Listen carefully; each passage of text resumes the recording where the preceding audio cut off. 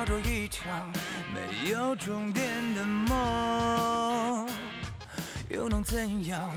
硝烟从未散场，又怎样？纵然百孔千疮，只能够战胜残酷，只能去圈住迷途。他要走的每一步，不犹豫，不彷徨。这夜的星光长什么模样？用善良捍卫原则立场。多滚烫，燃烧着理想，棱角与锋芒。别去想那些失望，梦想都终将绽放，终将绽放。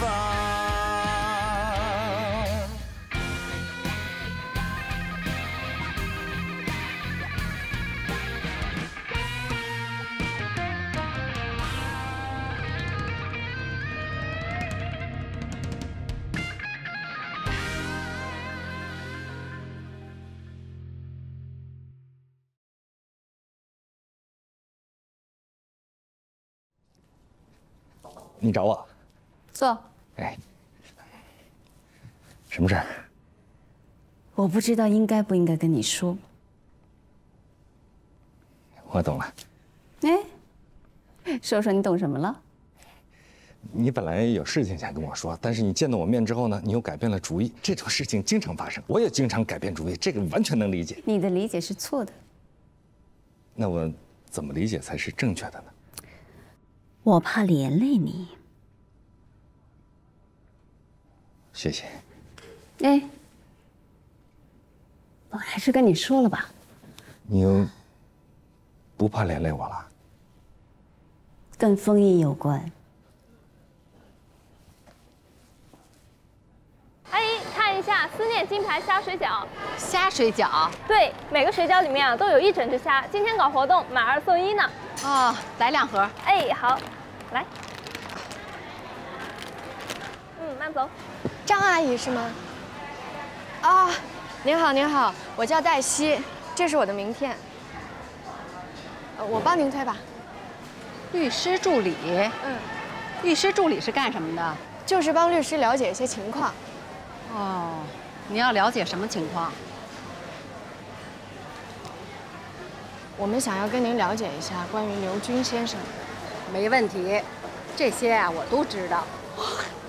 但是你打算给我多少钱呀？你不想想，我要是把你们想要知道的东西告诉了你以后，我还能在人刘先生家继续干下去吗？我懂了，我懂了。那我们重新给您介绍一份工作。你呀，太可爱了。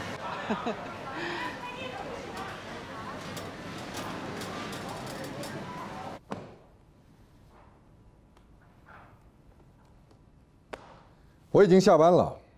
对不起，你不能下班。这事儿你说了可不算。封印可能要出事儿。出什么事儿？你不知道。什么事儿？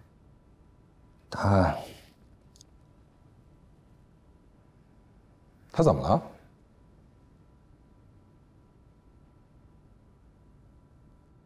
如果你没想好到底要不要跟我说，最好先回去安安静静的想好再来找我。不，他昨天晚上犯了一个重大的错误。哪方面的？男女关系方面。你怎么知道的？有个女的投诉他。跟谁投诉？顾姐。顾姐？顾姐现在非常的为难。哎，你不能去找顾姐。我为什么不能去找她？因为她跟我说了，别告诉任何人。她告诉你，就是想让你告诉全世界。怎么可能呢？她让我发誓不能告诉任何人。这是她对自己的免责条款。哎，那你也不能去啊。你要是去了，你等于把我给卖了，他以后就不信任。你记住，他本来就不信任你。你应该去找封印，让封印辞职。你说什么？这是目前唯一能让大家都体面的办法。这是顾杰让你跟我说的？不是，那个女孩向顾杰投诉之后，这是顾杰想出来的两全之策。顾杰跟那个女孩说，先不要声张，然后给她一笔和解费，并且让封印辞职。顾杰他来征求我的意见，我也觉得这是目前最好的办法了。你想啊，如果闹起来，那我们律所的声誉，包括封印，他你我都知道，封印是一个洁身自好的人，他不可能。这没什么不可能的，人都有弱点，洁身自好的人也有弱点啊，保不齐一时糊涂，一失足。你告诉我那个女孩在哪儿，我去找她，我去问她。顾杰不肯说，不肯说，不肯说就是问题。吧，这能理解呀，总得保护这个女孩的隐私，对吧？这也不是什么光彩的事儿。我不相信，我不相信顾杰，一个字一个标点符号我都不相信。你也不能完全相信封印，总不会是空穴来风吧？哎，你干嘛去啊？哎，你冷静点儿，你找谁去啊？刘烨。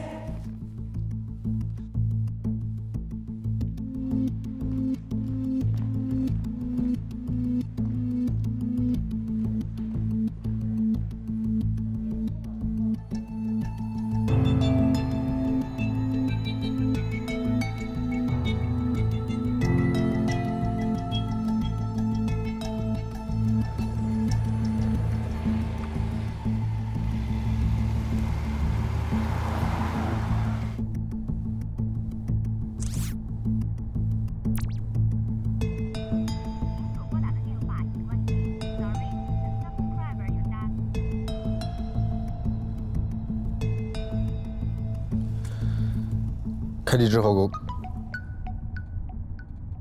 喂，喂，罗老师，您今天还回来吗？有什么急事儿吗？是这样的，我刚刚去找了刘军的保姆，他说他愿意跟我们作证，但是有一个条件，他想要一笔赔偿金。不行，绝对不能给他钱，一旦给了他钱，就成为收买证人。你再想其他办法。人家给咱们作证是要丢饭碗的，咱们要不能给人家赔偿，那人家当然会有后顾之忧，不敢作证，也不愿意作证了。喂，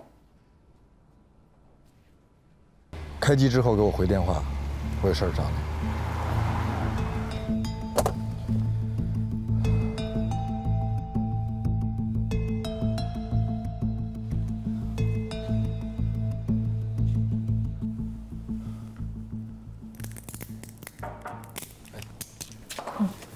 你跟罗宾说了？对不起，我没有怪你。谢谢。那个女孩还好吧？基本稳住了，但是她要求封印付出代价。杀人偿命，欠债还钱，这个能理解。但是人非圣贤，孰能无过呢？能不能让封印个人给她道个歉？如果是你的姐姐或者是妹妹被别人侮辱了，然后对方跟你说“人非圣贤，孰能无过”，我悄悄给你道个歉，然后这篇咱们就算翻过去了。你觉得你能翻得过去吗？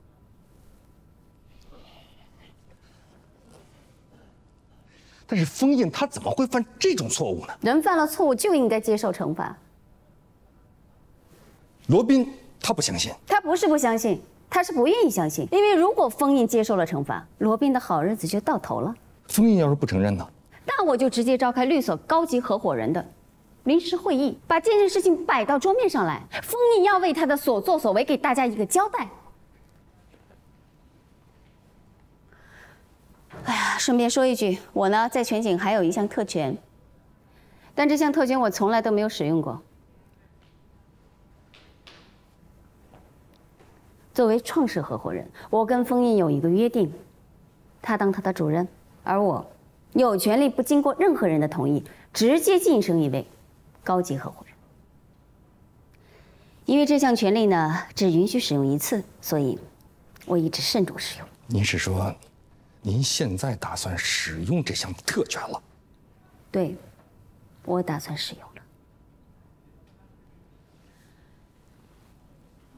你，我认为早就应该晋升到高级合伙人。你的业务能力很强，还热心公益，还具备相当的管理才能。你对时局律师、律师助理的管理有目共睹，有口皆碑。我之所以一直没有使用这项权利，是因为我认为你走正常的程序也是可以获得晋升的。但是我没有想到，封印没有通过你的申请。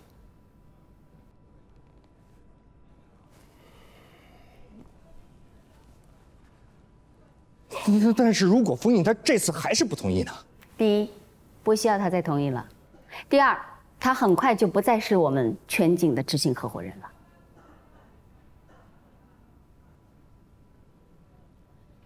下一次的高级合伙人会议上，除了宣布晋升你为高级合伙人以外，还有一项，就是宣布大家重新投票选举新一任的执行合伙人。你是说，想要让我投你一票？知恩图报是一项美德。哎，不过我说这些可不是要求你给我回报，你不要误解我。我没有误解，这样对全景有好处。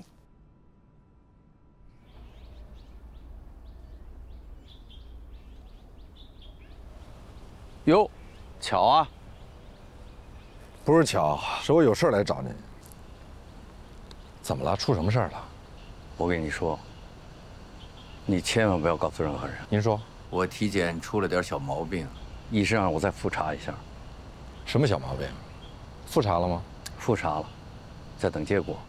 嗨，也许什么事都没有，虚惊一场。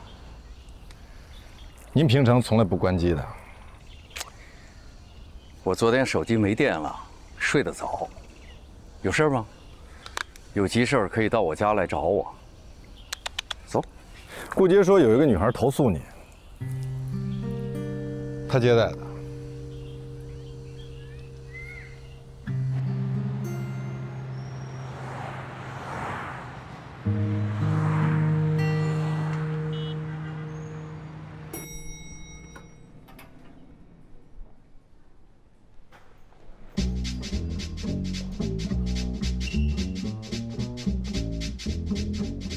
何赛老师好。Morning。何赛老师好。Morning。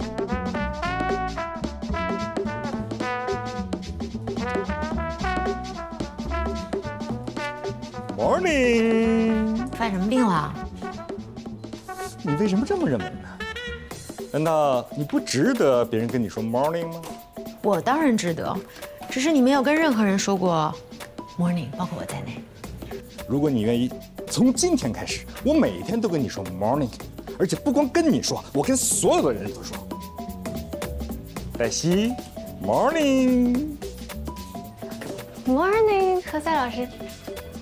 做一个幸福的人，劈柴喂马，周游世界。快去上班，我要忙了。怎么样？天哪！这是我给我自己的奖励。奖励什么呀？奖励人生中最重要的时刻。Oh my god！ 怎么了？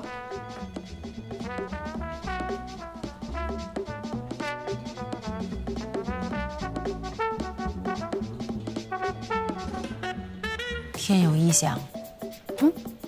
你怎么看出来的？他们俩居然一起来上班。何赛老师，您没事吧？你看出我有事儿了？有。好事坏事？好事儿。我要跟你说点事儿。地球要毁灭了。何赛当上了高级合伙人。谁跟你说的？我怎么不知道？他带了一块新的手表，是他对他自己的奖励。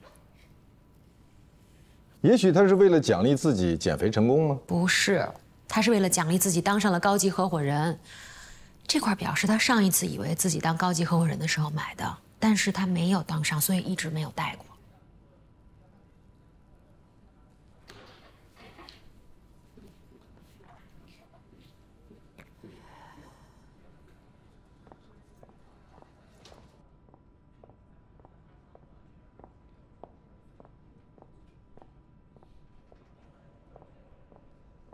我真的是什么都没做，我不知道那个女孩是谁，我没她的电话，在这之前我没见过她，在这之后也没见过她。那天晚上只有我们3个人。是的。后来我走了，您没有走。我现在怀疑啊，我喝那杯东西里边肯定放了什么东西，我喝了就睡着了，我真的什么都没做。您什么都不知道，为什么坚称自己什么都没有做呢？如果啊，我说的如果他认为我做了什么，他可以告我是吧？他可以到公安局去告我，他到你这儿来投诉，让你出钱了事，这算什么？这叫讹诈。如果他跟你我要钱，算讹诈。事实是我为了保护您还有咱们律所的声誉，主动提出的。别，我不同意。好，那您就去报警，你就跟他们说是一个您连名字都不知道的姑娘给您下了药，看警察信不信你说的话。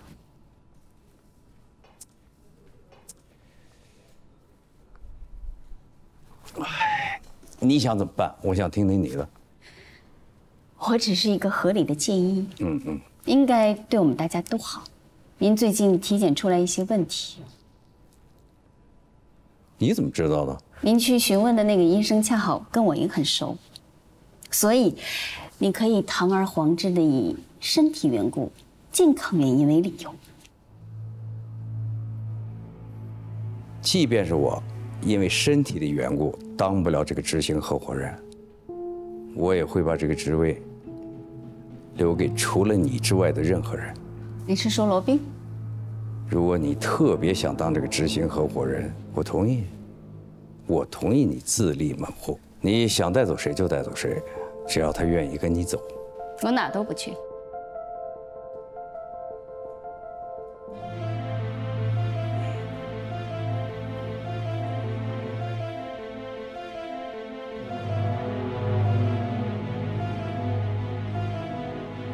冯主任，好。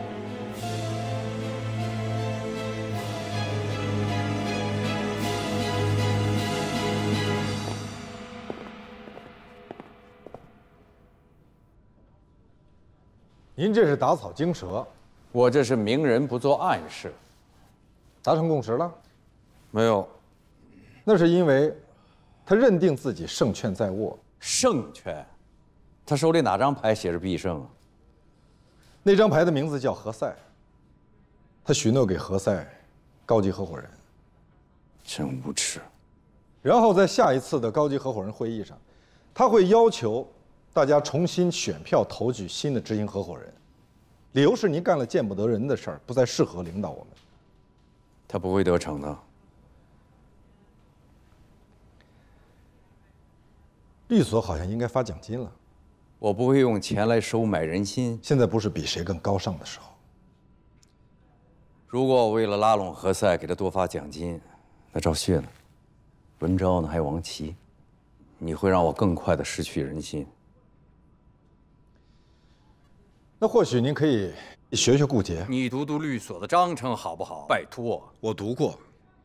律所章程明文规定，成为高级合伙人，一个必须满足的条件，就是要得到原有合伙人的同意。创始合伙人是个例外，他有并且只有一次行使特权的机会，就是直接晋升一位新的高级合伙人。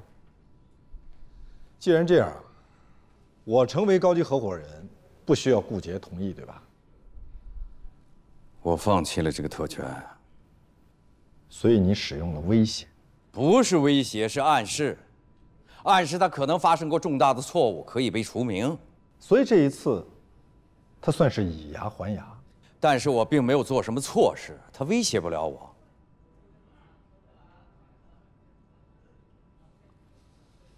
他只是说有个女人来投诉我，到现在，我连那个女的是谁都不知道。他说了，这是保护受害者的隐私。我才是受害者。可如果顾杰真的发起重新投票，选择新的执行合伙人呢？不会有人支持他。不会吗？他为什么突然对何塞封官许愿？他在拉票。我不会为了拉票来做违背自己意愿的事儿。我怀疑现在律所大部分人都知道了，而且顾杰在四处散播，一般人只会宁肯信其有，这对你非常不利。什么叫宁肯信其有？如果那个女的跑到我这儿来投诉你，我不问青红皂白的宁肯信其有，你接受吗？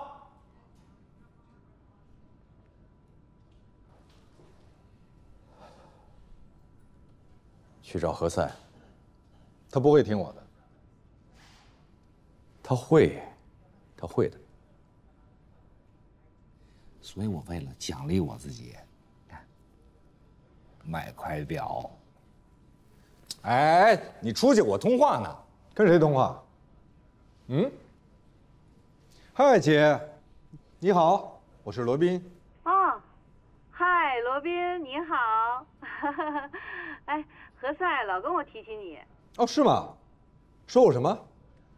说你们俩是好朋友，经常在一起啊。你这样特别不好，你姐还没说完呢。你有什么事儿？哇，好漂亮的表啊！你找我有什么事儿？晚上一块吃饭吗？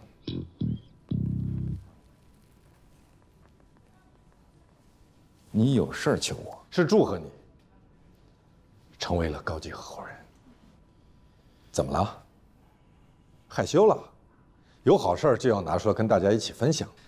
这事儿还没宣布呢。可是大家都已经知道了。怎么会呢？因为你喜形于色。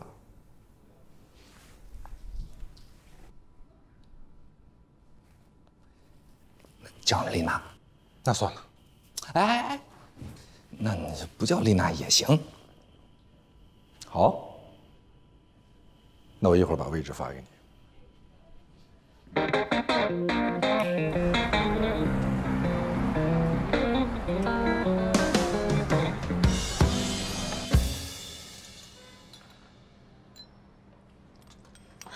发生什么事儿了？没什么，我换律师了。为什么呢？为什么？我到现在连罗宾面都没见到。是这样的，我不管是什么样，我跟你解释一下啊。一般呢都是助理先开始工作。我不接受。那行，我现在就给罗宾老师打电话。不用，真的不用了。苗总，不是这个事儿，我不是针对你，你知道吧？我不想为难你。那到底是什么原因呢？我现在已经在到处帮您找证据了。是我听说了，你还找了对方的那个刘静家的阿姨，但是人家提出来说要一些赔偿的时候，你们却拒绝了。关于这个问题，我想我应该可以跟您解释一下。我现在呀找的这家呢，跟法院有关系。您千万不要去相信那些什么乱七八糟的话。不管再怎么有关系，打官司打的可是证据。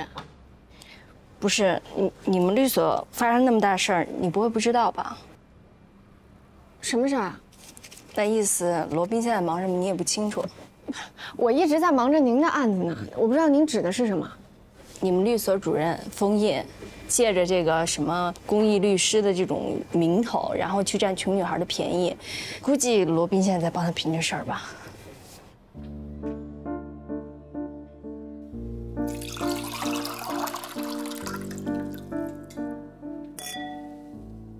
阿丁，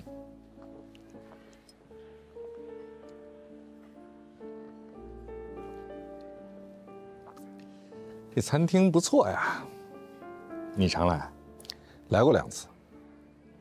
跟丽娜一起来？不愿意回答就算了，没有不愿意回答。那你跟谁来的？你为什么对这个问题感兴趣？因为我回忆了一下，你这是头一次请我吃饭，而且就咱们俩，还在这么一个环境里。你觉得我心怀鬼胎，想问为什么，但又不好意思直接问，所以就先问我跟谁来这儿吃过。我是想推理出你请我吃饭的动机。那如果我跟你说我以前跟丽娜来这儿吃过呢？真的？就你们俩？为什么？这个问题我们能不能以后再聊？好吧，那以后是什么时候？就是说，我认为可以跟你聊的时候。那你为什么觉得现在不可以跟我聊呢？因为我不喜欢同事之间聊私事儿，这样很容易会变成办公室八卦。那也就是说，你今天来请我吃饭是要跟我聊公事，但是公事为什么不在办公室里聊呢？你让我猜猜，你是要跟我聊封印的事？何塞，你我跟封印认识都不是一天两天了，他是一个什么样的人，你我都清楚。有很多杀人犯，在没有破案的时候，他的邻居都会一直以为他是一个好人，坏人脑门上没有刻字儿。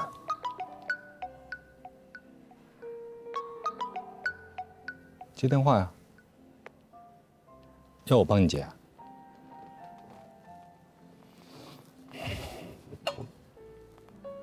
谢谢。Thank you。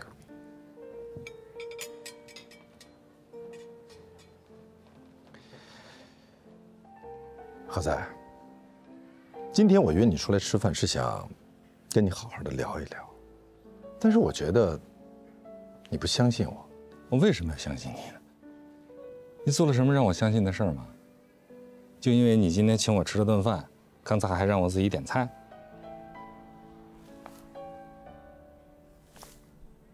你想利用我？我没有想利用你，我只是想跟你说，封印突然被人投诉，这很蹊跷，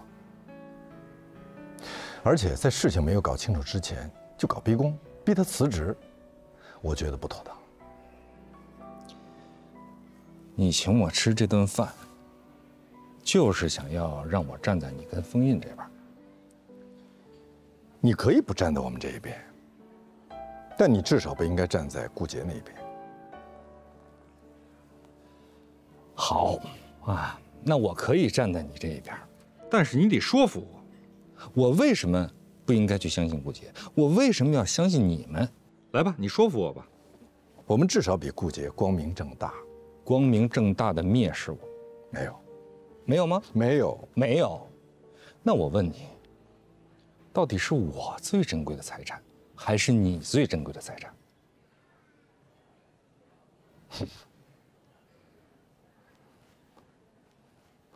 想起来了，如果我是你，我最珍贵的财产，而不是你最珍贵的财产。我当时只是跟你开个玩笑。你当时只是跟我开个玩笑，那你为什么不跟封印去开这么玩笑呢？你为什么挑中我？你能不能小点声？这是在餐厅。OK。如果你不喜欢，以后我不跟你开玩笑，也可以为之前跟你开过的玩笑，所有玩笑，让你不喜欢的，向你道歉。你姿态放得好低呀，有吗？这让我越发的相信封印是有把柄掌握在顾杰手里的，所以你们连我都要来争取。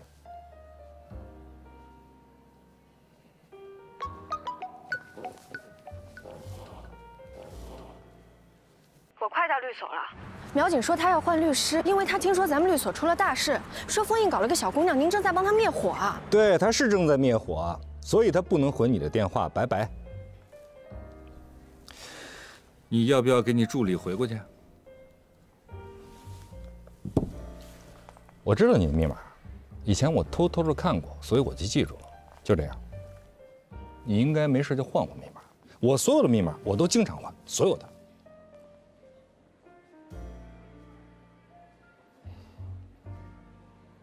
好习惯。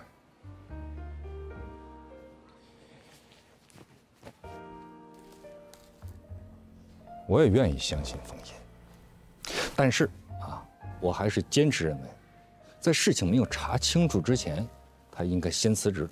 不可以。我们不能因为有人投诉封印，就让他辞职，这对封印不公平。这非常公平，如果说他都已经被投诉了，但是他依然若无其事，像什么事情都没有发生那样，继续主持工作，继续做他的主任，这样才是不公平的，对投诉的人很不公平。那你有没有想过，这个投诉的人，你我都不认识，甚至连名字都不知道，我们就相信他，这不妥当吧？即使按照疑罪从无的原则，我们也应该首先相信封印，直到他证明自己。好了，咱俩也不要争执了，好不好？咱们就等着投票表决吧。啊，律所最近会紧急的召开一个合伙人会议，顾杰会在会议上把这个事情提出来，因为这件事情关系到律所的声誉，所以所有的合伙人一人一票，决定封印的去留。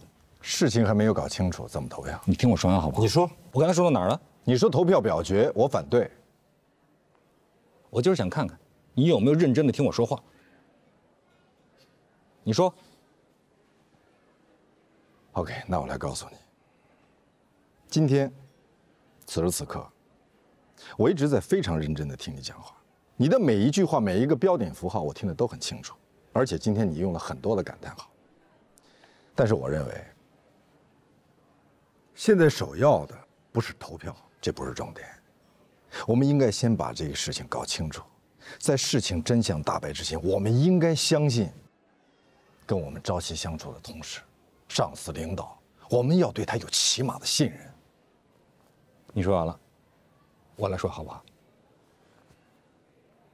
很多时候，真相到底是什么样的，只有当事人知道。换句话来说，在整个这个事件里，只有封印知道他自己到底做了什么。如果他不想让更多的人知道他到底做了什么，那么最好现在找到一个稳妥的、体面的方式，赶紧回家。你放心。顾杰也会保全他的脸面，这样我们就不用投票了啊！我们也不会知道封印他到底做了什么。不可能，他已经跟我指天发誓过，他从来没有做过任何有悖公序良俗的事情。好，那我们就看看到底有多少人相信他的发誓。这是顾杰在故意当众羞辱他，那他就应该站出来证明自己的清白。那如果说有人投诉你强暴过一个女孩，请问你怎么证明自己没有强暴？我每天都回家，自己睡觉。我们家门口就有监控视频。如果他说我强暴他，他必须准确地说出时间和地点。但是，我会非常精确地告诉他，在那个时间点我在什么地方跟什么人在一起。我跟任何女人都不会私下单独相处。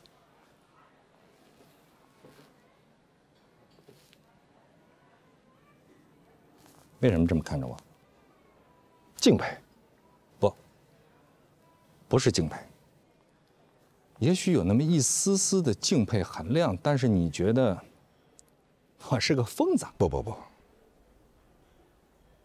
我只是想说，你真的从来没有跟任何人约会过，跟人谈过恋爱吗？你刚才说，你从来没有跟任何女人私下单独相处。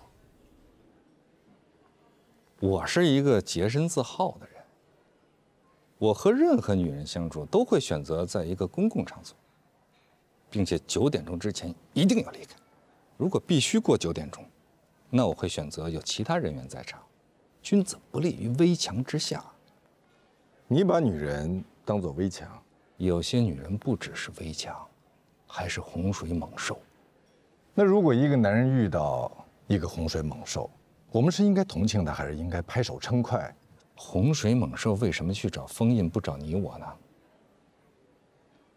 你这是典型的责备受害人思维，就像人贩子拐卖儿童，你不去谴责人贩子，反而去责备丢失孩子的家长，为什么没有看好自己的孩子是吗？对啊，就是都有责任啊！你这是抬杠，那你反驳我呀？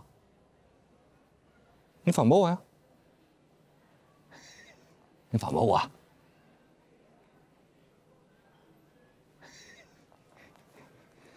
我第一次见到你哑口无言。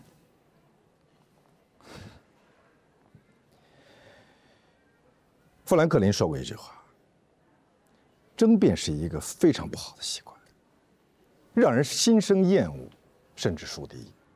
不，他的原话是这么说的：如果你争强好胜，喜欢与人争辩，以反驳对方为乐趣，或许你只能赢一时，但是这种赢毫无意义和价值，因为别人永远不会对你有好感。我很棒吧？你为什么面带笑意？你也太难讨好了吧？你在讨好我吗？你为什么讨好我？不，我说你太难讨好了的意思是不是说我在讨好你，或者说我要讨好你？我只是在感慨，你为什么没有朋友？你朋友也不多。那是因为我对朋友的标准要求非常高，宁缺毋滥。我也是。宁缺毋滥呗。好，那就都宁缺着好了。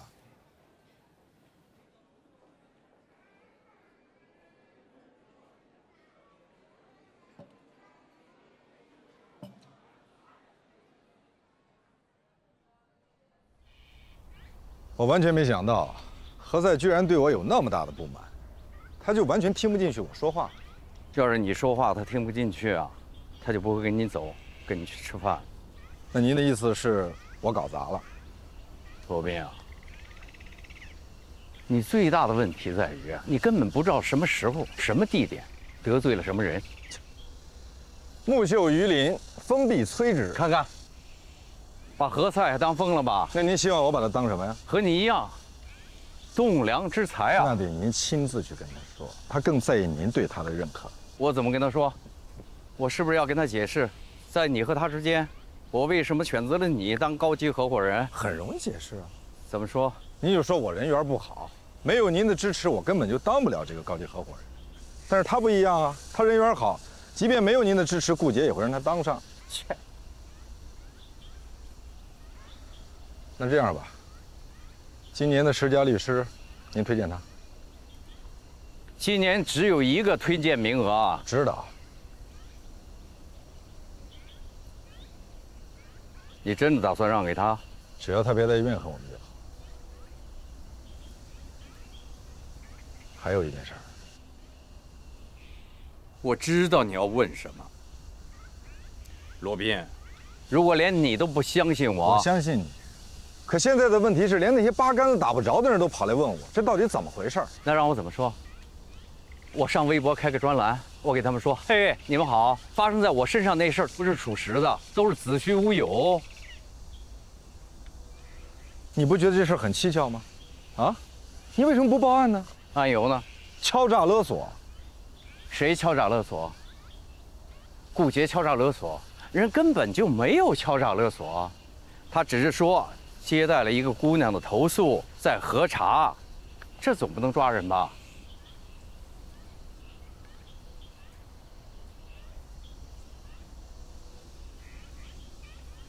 您再好好回忆回忆。我再给你重申一遍，我当时喝酒喝得断片了，我醒来之后我不知道在什么地方。那当时为什么不报案呢？怎么报案？啊，我总不至于打个110说，哎，我跟朋友。到另外一个朋友家去喝酒，喝断片了。我现在醒过来了，家里1个人都没有，这怎么报案啊？所以您就没有做出任何反应，拿着自己的东西就走了。你还是不相信？我信，但是您觉得别人会信吗？我就不明白，您当时难道就没有怀疑？你怎么就稀里糊涂的躺在了一张床上，而且还是别人家的床？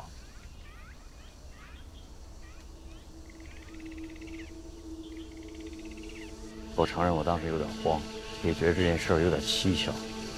后来我就给顾杰打了个电话，他怎么说？他含糊其辞。后来他说，他当时正在接待那个投诉的姑娘。我确实记不清楚，但是我不认为我做了什么事。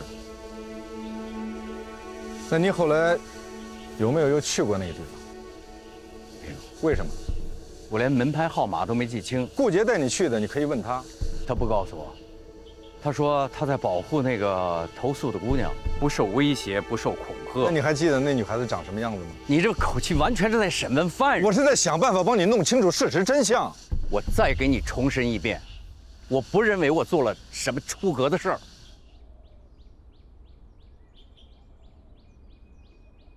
封印肯定不会承认，打死都不会承认。是我也不认。那万一人家真的把证据拿出来了呢？你傻呀啊！自己承认犯罪那叫自首，自首最多了就是从宽处理。和要是自己不认罪，就算人家拿出证据，我们还可以质疑这个证据的真实性、合法性，这中间就有很大的空间了。哎呀，我看也没什么证据吧？对呀，要是真有证据，干嘛不去公安局直接报案呢？我要是那个女孩，我也不报案。法律事实跟事实真相那是两回事儿。万一封印倒打一耙耍无赖啊，告那个女孩敲诈勒索怎么办？哎，黛西，如果你是那个女孩，你会去报案吗？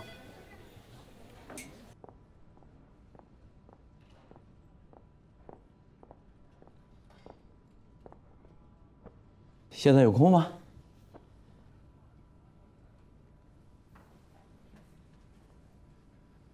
您过去跟我说话从来都是开门见山，从来没问我有空没空。